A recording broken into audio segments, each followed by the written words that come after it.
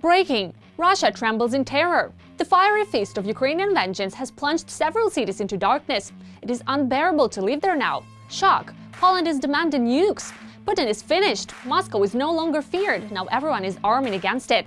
Shocking statements from Zelensky in Munich. The world rises to its feet in applause. Meanwhile, the Russian army has crumbled, a devastating meat grinder on the front line. Total destruction and massive losses. Even their only hope for salvation cannot save it. Putin's empire teeters on the brink of collapse. Let's break down what's happening right now. Hello, this is Ukraine Today. Maria Farafanova here with the latest updates. A restless night grips Russia. Darkness has fallen over the Bryansk and Belgorod regions following strikes on critical infrastructure. Authorities in these areas reported severe consequences from the attacks, which disrupted the energy system.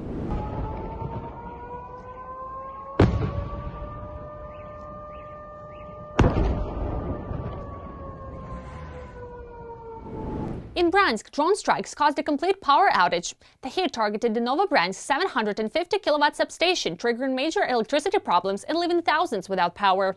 Belgorod also suffered under attack, with the local thermal power plant severely impacted. City officials announced the evacuation of certain groups of residents to other regions of Russia, including temporarily occupied Crimea.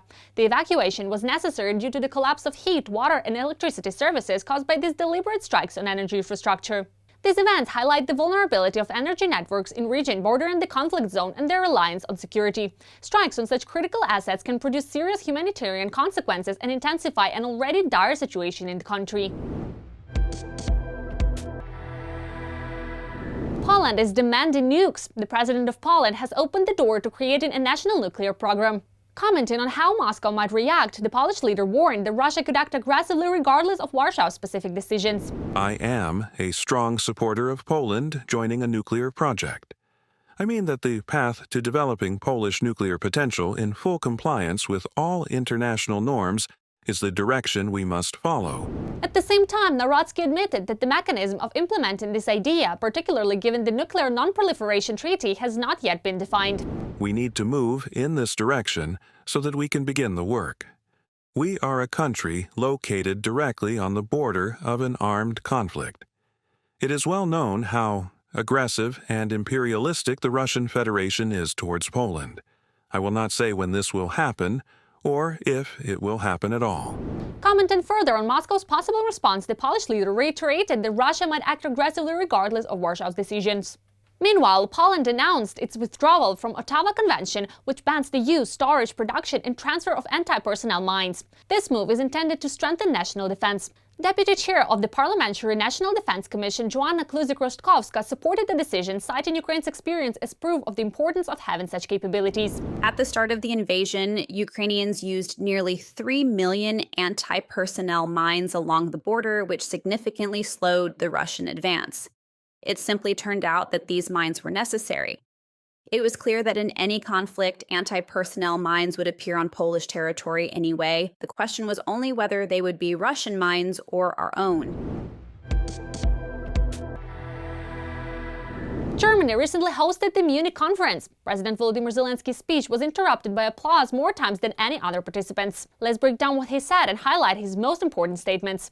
Ukraine will not withdraw its troops from the Donbass, as these territories are home to Ukrainian citizens, while Russia aims to seize the region to sell a victory to its own population.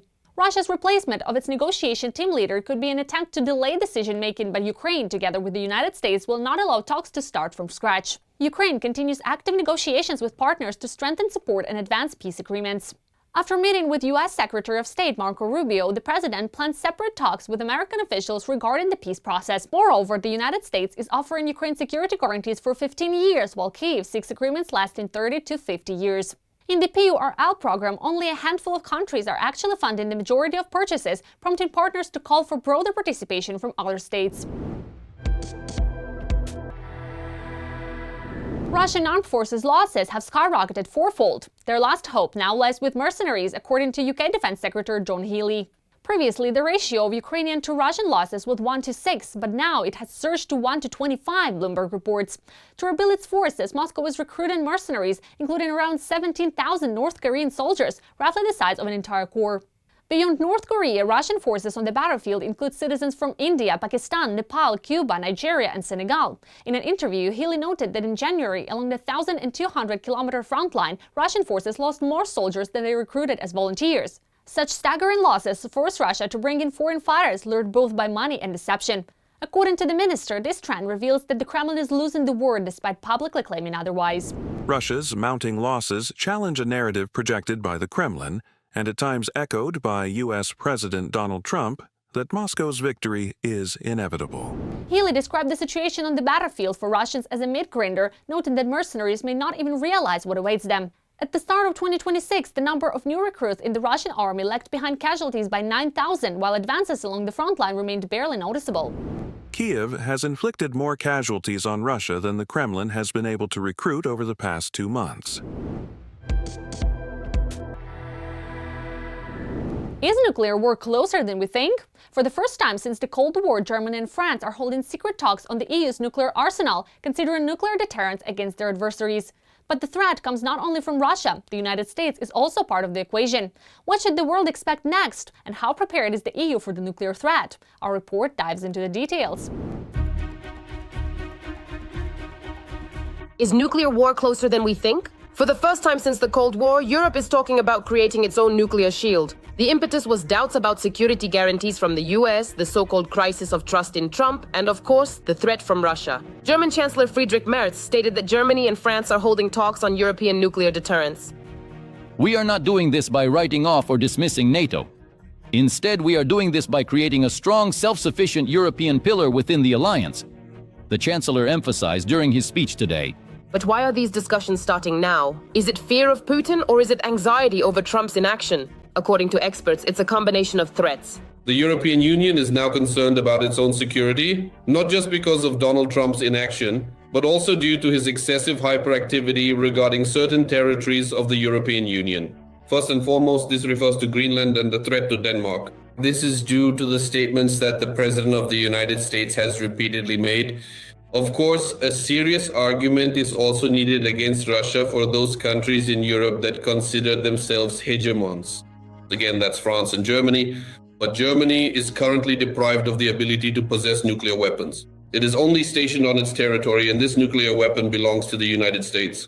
That is why Germany has started thinking about having its own nuclear deterrent, to feel more secure without relying, let's say, on some of its allies. As Bloomberg reports, the idea involves expanding France's nuclear umbrella, but it is still unclear whether Paris will agree to offer nuclear deterrence to other European countries. So far, there have been no proposals from Macron. In addition, the potential development of individual countries' own defense capabilities is also being considered. According to Western journalists citing their sources, for most EU countries, replacing the American nuclear umbrella with a European one is not an option. At the very least, this is because Europe is already spending a lot of resources on building up its conventional military power. Therefore, even in Europe, no one knows exactly what nuclear protection will look like yet. How will this work? I don't think even the Europeans themselves fully understand. As of today, among European countries that possess nuclear weapons, there is France, then the United Kingdom. The United Kingdom has a fairly strong retaliatory strike capability, just like France. And in this case, the United States. This is a significant additional layer of security and a strategic and powerful counterbalance on German territory. It's the unprecedented capability to utilize a comprehensive and sophisticated satellite reconnaissance system in low Earth orbit, along with many other strategic advantages. And if Europe were to lose this strategic advantage, then overall it will possess the comprehensive military capability and readiness. If we are specifically talking about potential security threats from the Russian Federation to, if it becomes absolutely necessary, execute a decisive and powerful retaliatory counterstrike against the entire European part of the Russian Federation. Currently, the only nuclear powers in Europe are indeed the United Kingdom and France. According to estimates, together they have about 400 warheads, whereas the United States possesses a significantly larger arsenal. France, meanwhile, maintains a full cycle of nuclear warhead production, while the United Kingdom is partially dependent on US technologies and supplies. It is Paris that can play a key role in creating a new system of European nuclear deterrence. On February 5, 2026, the Russian-American Strategic Arms Reduction Treaty officially expired. Russia and the United States are no longer restrained from engaging in a nuclear arms race. Nuclear arms control has come to an end. Adding fuel to the fire are the deteriorating relations between Russia and the US, as well as Putin's desire to take the war deeper into Europe. Is nuclear war really getting closer? If you thought so too, it's too early to buy iodine because, as experts say, this is highly unlikely. A good example of how nuclear weapons are not used even under the strictest doctrine is Russia's war against Ukraine. And here a question arises. What has been happening for several years now in the deep rear areas of the Russian Federation, and not just the nearby, but also the deep rear? And what is happening is that Ukraine is carrying out strikes using drones, strike drones, long-range drones against strategic targets, against nuclear facilities, destroying Russian strategic aviation that is part of the nuclear triad's air wing, launching missile strikes, destroying oil refining facilities, military-industrial complex sites, and energy infrastructure, entering Russian territory and conducting raids there, controlling hundreds of square kilometers for months at a time. Where is the response? Where is the nuclear response? So this is yet another example that nuclear weapons are nothing more than a kind of placebo effect, which even under the strictest nuclear doctrine is practically impossible to use in a conventional war. Therefore, the same question remains. Can Europe defend itself with nuclear weapons against an enemy? That question is still open. Will France, Germany, or the United Kingdom use nuclear weapons if Russia seizes Estonia, if it invades Finland, if it starts storming the Suwalki corridor and tries to carve a path from Belarus to the Kaliningrad region, from Kaliningrad to Belarus, and then moves directly toward Warsaw? In other words, will this weapon be used if all of this happens within the boundaries of a conventional war? I think not. And as long as Europe hasn't figured out all these circumstances, these discussions remain just talk. If Europe actually moves toward developing its own nuclear deterrent, this could change the balance of power in the world and call into question the existing nuclear non-proliferation system. But even under these conditions, experts do not believe that nuclear war is a real possibility, at least in the short term. I don't believe in nuclear war. If it could have started, it would have started long ago. Discussions about a European nuclear shield are still at an early stage, but the very fact that they have emerged points to serious changes in the global security architecture. But the fact that Europe is starting to think about its own defense is a clear signal that military action on EU territory is entirely possible. Russia's spring offensive is failing before it even begins. The reason? The Russian army has been left blind and deaf. Elon Musk has cut the occupiers off from Starlink satellites. We reveal how catastrophic this disruption is for Putin's forces on the front lines. Full details in our report. But today we are in urgent need of the Starlink system. Help us! Elon Musk is thwarting the Russian offensive. Putin's spring military campaign is now in serious doubt. Thank you to Elon Musk for modern technology. The signal is great and it's very satisfying. So the director of the Ukrainian Center for Security and Cooperation, Dmytro Zhmailo, said, immediately after the Starlink terminals were blocked, the Russian army quickly switched to Telegram to maintain at least some communication on the front line. But the very next day, the messenger was declared hostile, and then it stopped working too. Huh? Why aren't you laughing? It's not funny. You don't get it, do you? This is Russia. As a result, today's Russian offensive and the more strategic objective for the spring of 2026 are on the verge of collapse. And the panic is not being hidden, neither in the Kremlin nor even on the propagandist Z platforms, where they openly talk about what it really means for the occupiers to be left without communication. For example, here's how a tank operates on the front line right now. There's a small Starlink 5 installed on the tank. I know, it currently costs 35,000 rubles, so it's installed on every tank. Through this Starlink, the guys working from the tank get online. On a tablet or phone, they get a live feed from a Mavic drone that's flying high up, and so, as they fire from the tank, they can see in real time where their shells are landing. They can adjust for elevation, angle, and direction. At the same time, they are connected to the commander via voice communication over the internet, and the commander gives them instructions on where to fire. This house, the next house, that trench, and so on. If all of this collapses, then we roll back, for example, to the last century. But the rollback is already happening. So our military is observing how the Russians have reverted to the tactics of 2022 to 2023, back when Musk's advanced technologies were still unknown to them. They, well, quite simply and conservatively, were laying internet cables, setting up reinforced Wi-Fi transmitters that operated directly at various levels of headquarters and so on.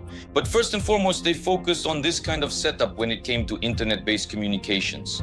At the same time, it's worth noting that cables can be cut and all transmitters and antennas have to be installed on tall structures, and they absolutely cannot be covered with anything, unlike Starlinks, for example. As a result, our drones just got some more interesting work to do. Here we see an attack by a Ukrainian FPV drone on special equipment that the Russians placed on a power line pole. While the Ukrainian armed forces have full internet access with Starlink, the Russians don't even have this so-called alternative right now. And as soon as they tried to set up this alternative, it immediately started getting hit. However, while the Russians are using Starlinks as cup holders, the command still hopes that the foreign equipment will eventually work. For example, in Russia, they are looking for Ukrainians who, for money, will officially register satellite dishes and give them a second life. Ukrainian hackers immediately responded to this. They created numerous fake platforms, including those very Telegram bots, which offered to do exactly that. A drop service for adding these very terminals to the whitelist. That's how they ended up tracking them down. First, they found out the Starlink numbers that the Russian military wanted to sneak onto the whitelist this way. Second, they received almost $6,000 from the Russian military. They got scammed. They were just blatantly deceived. And now today, the deceived Russians are once again claiming that they've outsmarted the treacherous West. The alternative was presented with such pomp, the stratospheric platform Barrage 1. Naturally, it's domestically produced. We don't even make our own nails in a country that produces so much metal. In short, a Wi-Fi transmitter with an amplifier is lifted into the sky on a balloon, which in theory can provide internet for up to 2 days to the areas over which the wind carries it. It's important to have good connectivity so you can always stay in touch. Nowadays, in this technological age, all information, maps, and everything else, without the internet, you can't do anything. In reality, as reported by Le Monde, Russia has significantly lost its battlefield potential due to the loss of Starlink. The accuracy of long-range strikes is steadily declining. Sometimes the occupiers don't even realize that their defensive line has been breached, and their losses during assaults increase with every new attempt to advance on the positions of the Ukrainian armed forces. At this very moment in time, Russian soldiers are being sent into dangerous assaults, completely lacking any capability whatsoever to receive real-time intelligence. They are operating without the ability to launch drones and adjust the actions of Russian troops in real time, providing them with critical information regarding exactly where Ukrainian soldiers are located, how they can best maneuver their units, how to go about navigating around various obstacles, and so on. Now, that's no longer the case. It's noteworthy that back in 2023, the commander-in-chief of the Russian armed forces, Gerasimov, promised to present their own satellite communication system in the shortest possible time.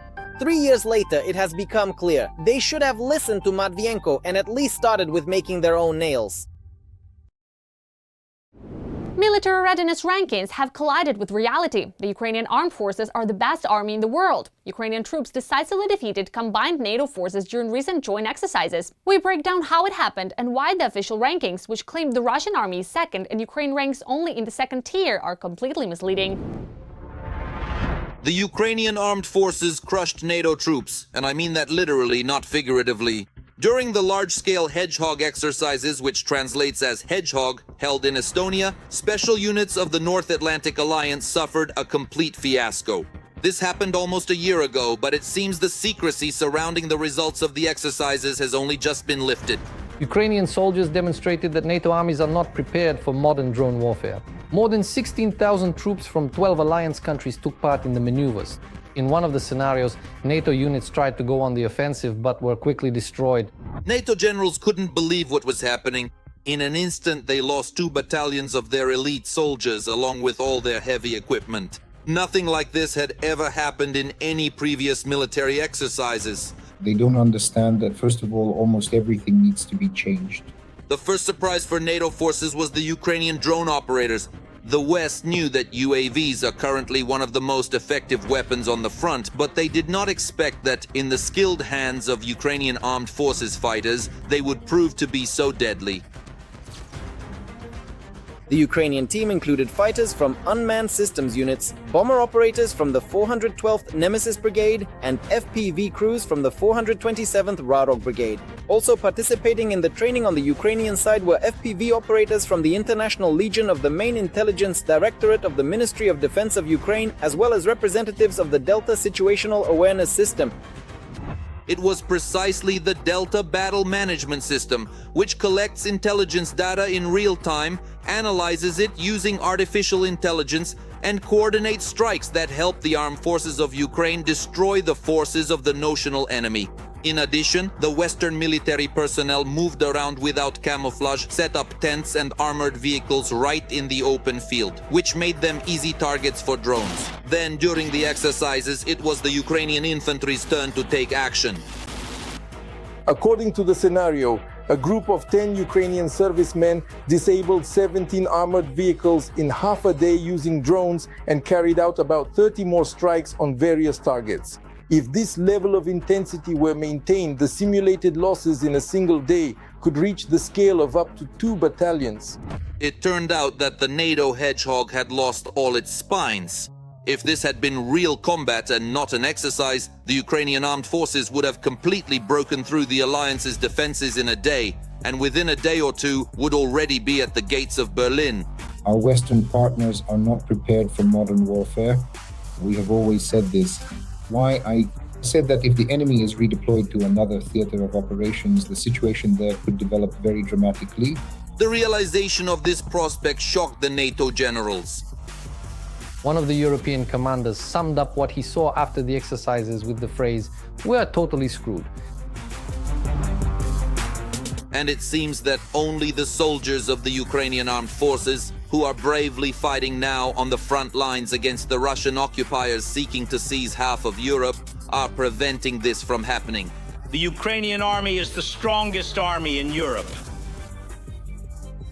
The Ukrainian army is the strongest army in Europe thanks to our heroes. In my personal opinion, I think it is completely and utterly illogical to continue maintaining this powerful military force outside the framework of NATO.